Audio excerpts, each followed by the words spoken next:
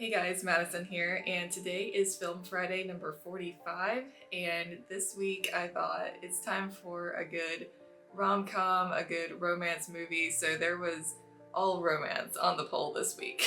People had options, but they were all romance options, and the people voted, and today I am watching When Harry Met Sally.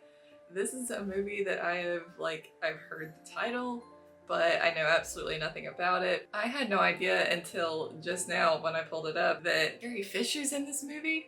The Star Wars fan in me is very excited. Also starring Billy Crystal and Meg Ryan. I really like Meg Ryan. Loved her in You've Got Mail, one of my favorite romantic movies. And then I saw directed by Rob Reiner and I was like, oh my gosh. I'm on like a Rob Reiner marathon because I just did A Few Good Men like a month ago, and then I watched Misery a couple weeks ago, so I'm just on a Rob Reiner marathon, I guess, completely by accident with this movie. Had no idea, but I am excited to see, I'm really seeing his range because we've got like legal drama with A Few Good Men, straight up horror with Misery, and now comedy rom-com. So the man has range, we gotta give him that. So without further ado, guys, let's watch this because I am just really excited to figure out what the hype is about this movie. People really seem to love it. And I'm excited to find out even what the premise is because I got no idea. So let's do this, guys. I was sitting with my friend Arthur Kornblum, and I said, Arthur, you see that girl? I'm going to marry her. And it's over 50 years later, and we are still married. I love you. I love you. Just say something. Oh, hi, Sally.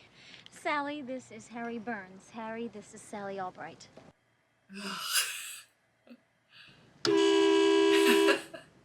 Sorry. It's an 18-hour trip, which breaks down into 6 shifts of 3 hours each, or alternatively, we could break it down by mileage.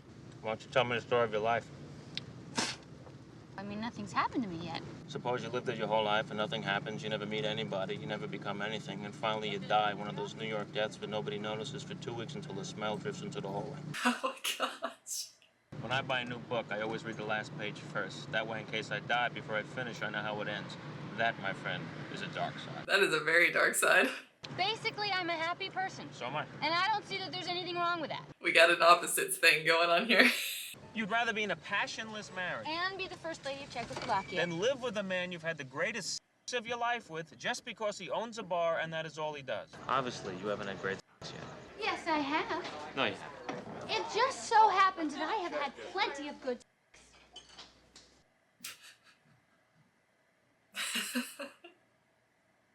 Now the whole restaurant knows. With whom did you have this great sex? I'm not gonna tell you that. Shell Gordon. No, you did not have great sex with Sheldon. I'd like the chef salad, please, with the oil and vinegar on the side and the apple pie a la mode. Not even the pie? No, just the pie, but then not heated. She's very specific about what she wants. Do I have something on my face? You're a very attractive person. I don't think it's a matter of opinion. Empirically, you are attractive. Amanda is my friend. I take it back, okay? I take it back. You can't take it back Why not? because it's already out there. We are just going to be friends, okay? Great, friends. It's the best thing. You realize, of course, that we could never be friends. Didn't take him long. Men and women can't be friends because the sex part always gets in the way. I have a number of men friends, and there is no sex involved. No, you don't. Yes, I do. What I'm saying is they all want to have sex with you. What if they don't want to have sex with you? This thing is already out there, so the friendship is ultimately doomed, and that is the end of the story. Well, I guess we're not going to be friends then. Guess not. I love the frankness of their conversations. It cracks me up. Thanks for the ride. Yeah, it was interesting. It was nice knowing you. Yeah. Well, have a nice life. You too. Yeah, we were high school sweethearts. But then after our junior year, his parents moved away. But I never forgot her. And it was 34 years later that I was walking down Broadway and I saw her come out of Toffanetti's. So are Harry and Sally conducting these interviews? Oh wow, 5 years later. Joe, I thought it was you. I thought it was you, Harry Burns. Harry, how you doing? doing? Good. How you doing? I'm fine. I'm doing fine. What about you? I work with a small firm we do political consulting. Well, listen, I got a plane to catch. It was really good to see you, Joe. You too, Harry. Bye.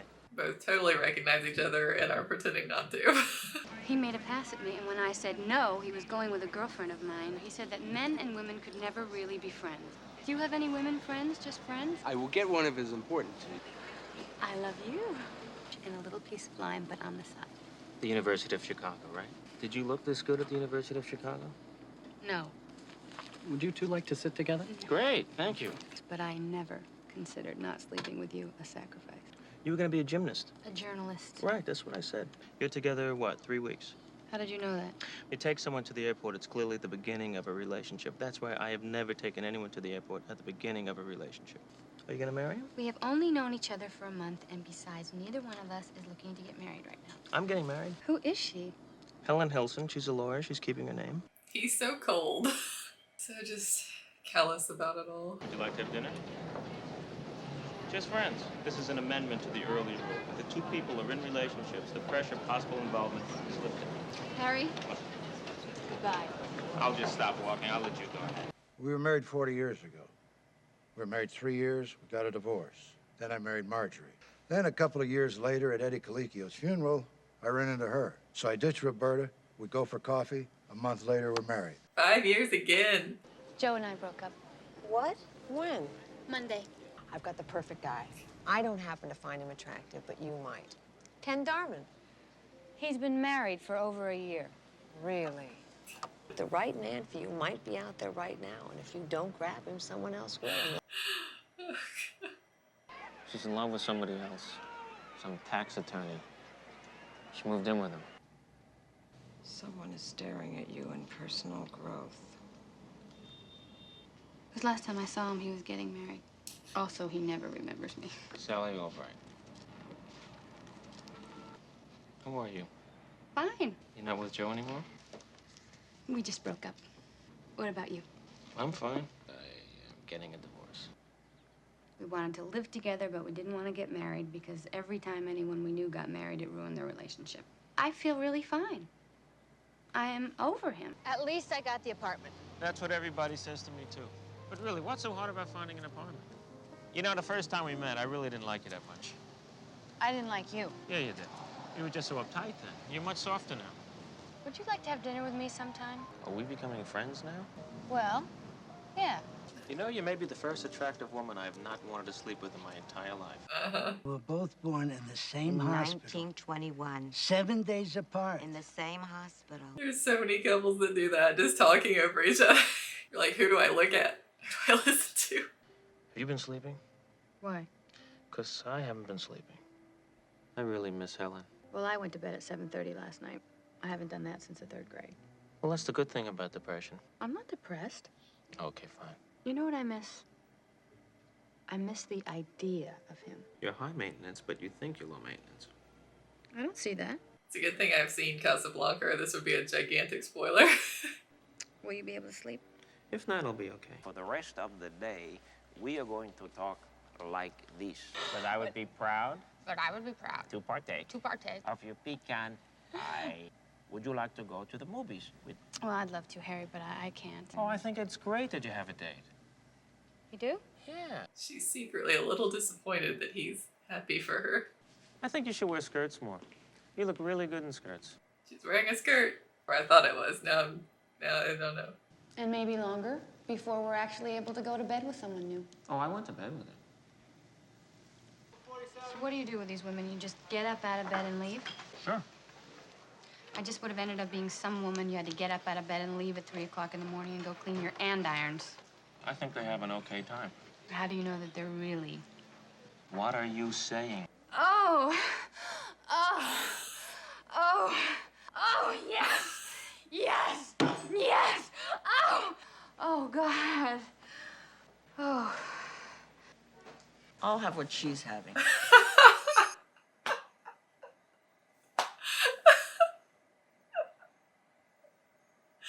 I can't believe she just did that. She just does not care. I want that level of not caring what people think about me. Oh, wow. If they ask me, I like you without your beard. You can see your face. It is my face. Yeah, the moment is happening. They're like, oh no, I like them. Happy New Year. I thought it was gonna happen. Sort of, but. You sent flowers to yourself. It's like whenever I designing read Jimmy windows. Breslin, it's as if he's leaving some kind of a wake-up call for the city of New York, you know? For the people in blindfolds. Yeah. This is hilarious. I thought it was like late. Really? Where are you from? South Orange. Haddonfield. Oh. It ain't happening. Restaurants are to people in the 80s what theater was to people in the 60s. I read that in a magazine. I wrote that. New York Magazine. Sally writes for New York Magazine. Now they're gonna get together. What do you think of Jess? Well, Do you think you could go out with him? I don't know. Because I feel really comfortable with him. Don't make any moves tonight. Fine, no problem. I wasn't even thinking about tonight. I'll go with you. Great. Chicks and ducks and geese better scurry when I take you out in my surrey. With isinglass curtains that will roll. What? It's my voice, isn't it? I hate my voice. It's Helen. How are you, Harry? This is Iris Stone. Harry Burns. Harry. See you. Yeah, bye. Nice to meet you. She looked weird, didn't she? She looked really weird. She looked very weird. I've never seen her before. Look, it had to happen at some point. In the city of 8 million people, you're bound to run into your ex-wife. So, boom, it happened. Of course he likes it. He's a guy. Sally, What's so awful about it? it's so awful, Jules, and I Wait, would honey, never wait, honey, wait. You don't like my bar stools? We started out like this. 6 years later, you find yourself singing Surrey with a fringe on top in front of Ira. But you gotta know that sooner or later, you're gonna be screaming at each other about who's gonna get this dish. I thought you liked it. I was being nice! Oh I my. just bumped into Helen. Harry, you're gonna have to try and find a way of not expressing every feeling that you have every moment that you have them.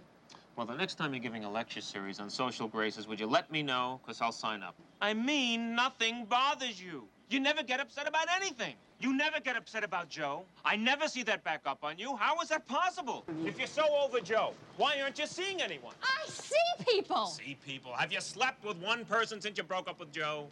Besides, I will make love to somebody when it is making love, not the way you do it like you're out for revenge or something. I'm sorry. I'm sorry.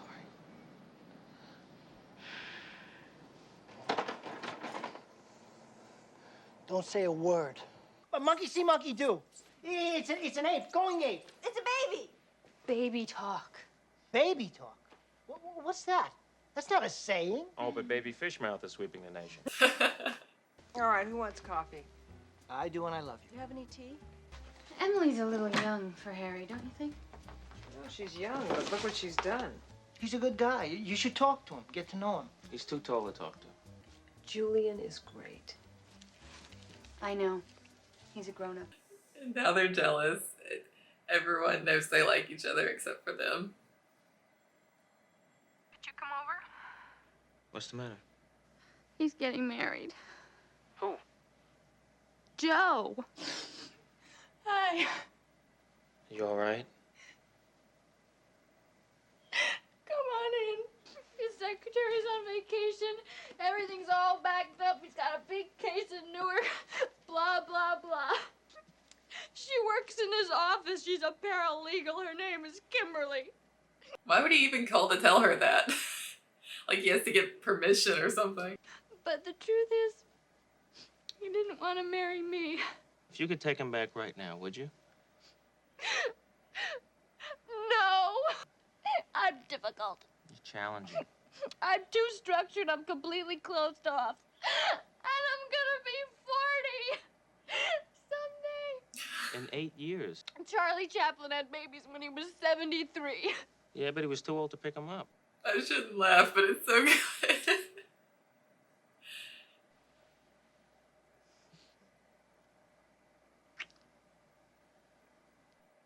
kind of late. I mean, she tells him about Joe and he drops everything and goes over to comfort her. Oh no, don't get up and leave. I feel like he's panicking.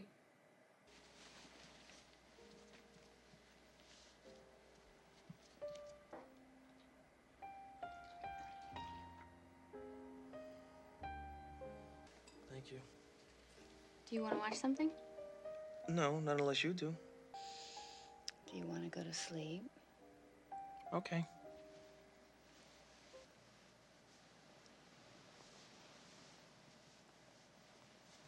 Where are you going? I gotta go. But after work, I'd like to take you out to dinner if you're free. It's all gonna be different now. Are you all right? No one I know would call at this hour. I did something terrible. I need to talk. What happened? What's the matter? Harry came over last I night. went over to Sally's last night. We did it. They did it. That's great, Sally. How was it? The during part was good. I thought it was good. But then I felt But suffocated. then I guess it wasn't. Jeez, look, it would have been great if it worked out, but it didn't. Mm. I should never go to bed with anyone when you found out your last boyfriend is getting married. Bye. Bye. Bye. God. That was amazing, both of them calling at the exact same time. Sally, it was a mistake. I just hope I get to say it first. It was a mistake. I am so relieved that you think so, too. We just never should have done it. I couldn't agree more. Are you? It is so nice when you can sit with someone and not have to talk. It's just like most of the time you go to bed with someone, then she tells you all her stories, you tell all your stories. Is Harry bringing anyone to the wedding? I don't think so. Oh, Marie. Tell the truth.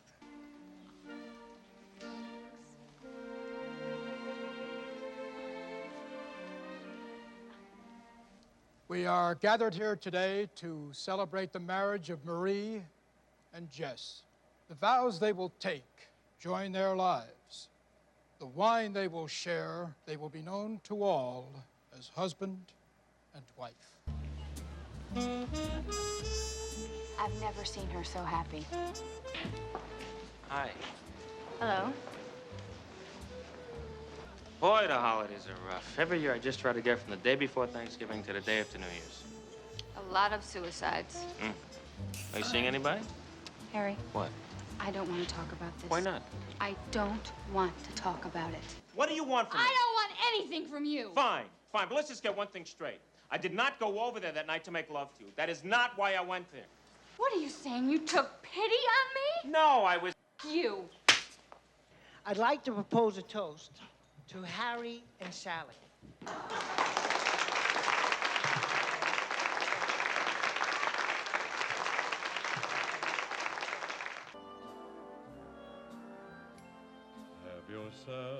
She needs Harry to help her. And although it is not widely known, it is also the season of groveling.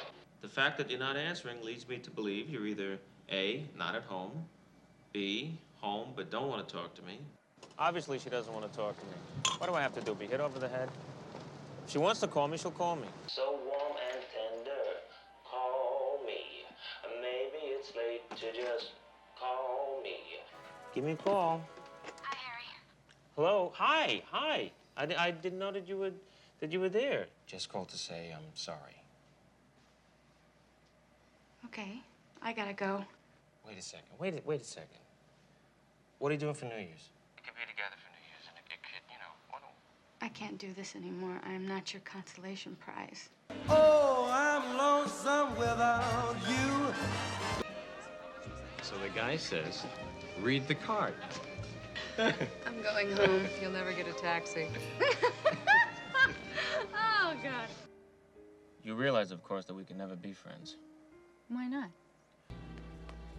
I wandered around and I finally found. I'm going. It's almost midnight. Well, the thought of not kissing somebody is just... I'll kiss you. Come on, stay, please. Thanks, Jess. I have to go. Might never be cross or try to, for nobody else gave me a thrill. I've been doing a lot of thinking. And the thing is, I love you. What? I love you. I'm sorry, Harry. I know it's New Year's Eve. I know you're feeling lonely, but you just can't show up here, tell me you love me, and expect that to make everything all right.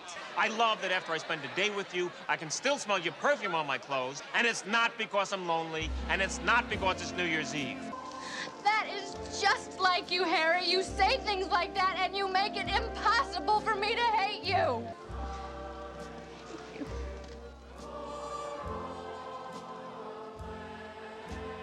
That was so sweet. No, you didn't hate me. I hated you. And the second time we met, you didn't even remember me. I did too. I remembered you. 3 months later, we got married. It only took 3 months. 12 years and 3 months. That was so great. Such a classic rom-com. I loved it.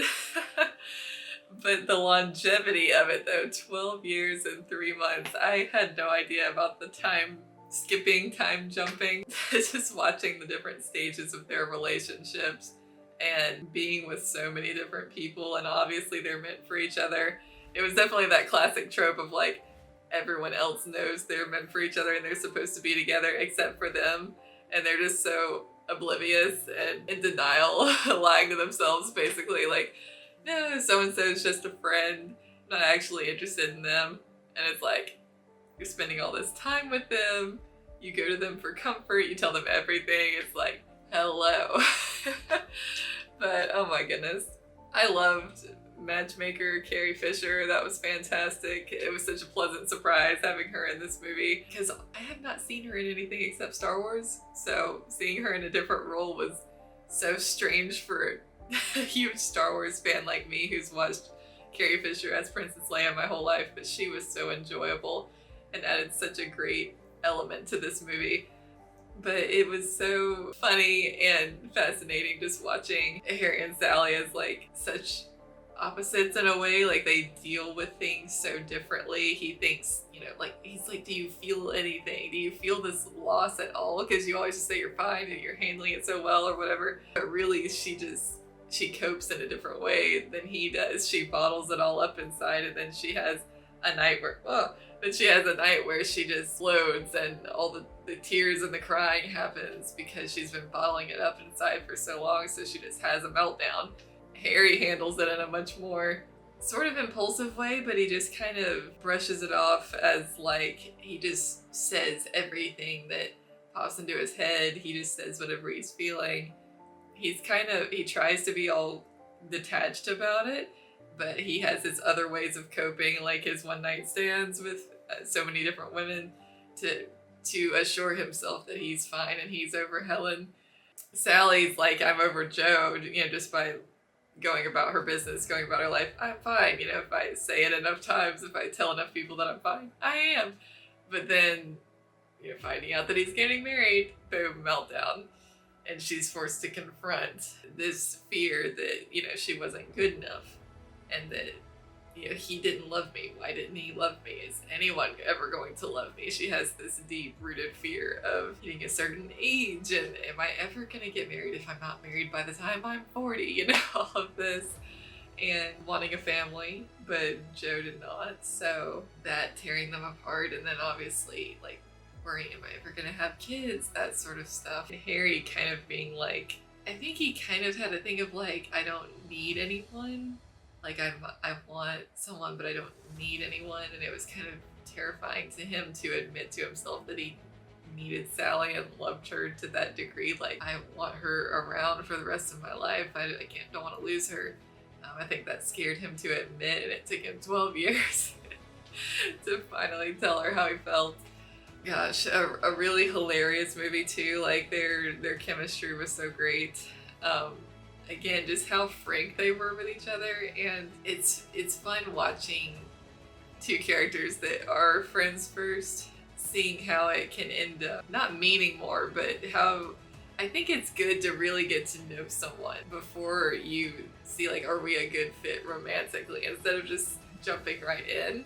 So many meaningful and beautiful romantic relationships can come from being friends first because you have all that time to be around them, get to know them, see how they are with other people, and be around each other in low stress situations instead of like just immediately going on dates. You just get to hang out and do all these different things in friend groups, and you get to know that person almost better that way a lot of times, because you have all that time in the low pressure, low stress situation of like, there's not the pressure of we're on a date, you know, are we feeling this way about each other or not, you know, you just get to hang out with them and see if anything's there or not. But yeah, I really enjoyed that. I love a good rom-com. Dialogue, like on a technical level, dialogue, great, because as a writer, I notice things like that, and the key to good dialogue is not to have natural, realistic dialogue, which you may be like, what? But it's true, because if you have dialogue that's too realistic and too like how real people talk, it would be bad dialogue, because if you ever like concentrate on how is this conversation flowing between me and this person, or if you're listening to people talking in the grocery store or at the movies, whatever, conversations are so messy, like ums and likes and all these things that would not make good dialogue, just rambling. And so the key to good dialogue is to make it sound like it's natural and realistic conversations, but it's really streamlined dialogue. You don't want the real conversations of, so like, yeah, I went to this thing and like, but you know, he wasn't there, and so like, I mean, the way people talk would make horrible dialogue, so you don't want that. But this completely sold the illusion, if you want to call it that, of just really grounded and natural dialogue. Two people just talking to each other about their lives at each different stage of their lives that they're in. And I noticed a few times just monologues from Meg Ryan, from Billy Crystal, just monologues, really long stretches where they're just talking about something that happened or whatever. And it was so compelling. Like, I never got bored or like my mind was wandering or something like that. That's how you know it's well written, when you can just sit there and listen to a character tell a story for several minutes and you're just glued and you want to find out what they're going to say next. And this movie is very self-aware, like it's self-aware of tropes and cliches, and it hits the classic beats of a rom-com, but it's so self-aware in the way it handles everything. And it was fun. It was fun seeing something where it's a lot of times in romantic movies, they really hate each other at first, and it's kind of an enemies to lovers thing. And like, I don't feel like this fit that bill, because it was very much friends to lovers.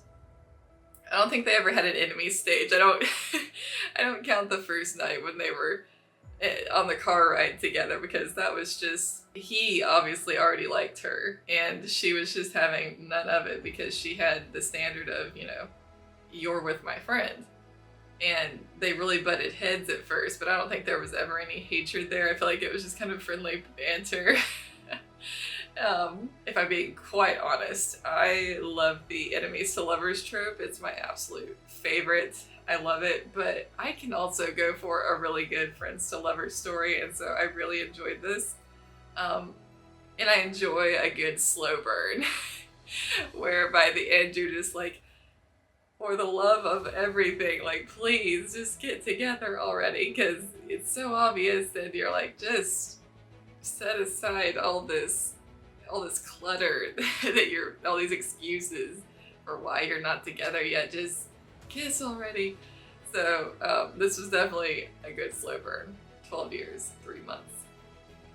And I loved the older couples sprinkled throughout telling their stories. That was really cute too.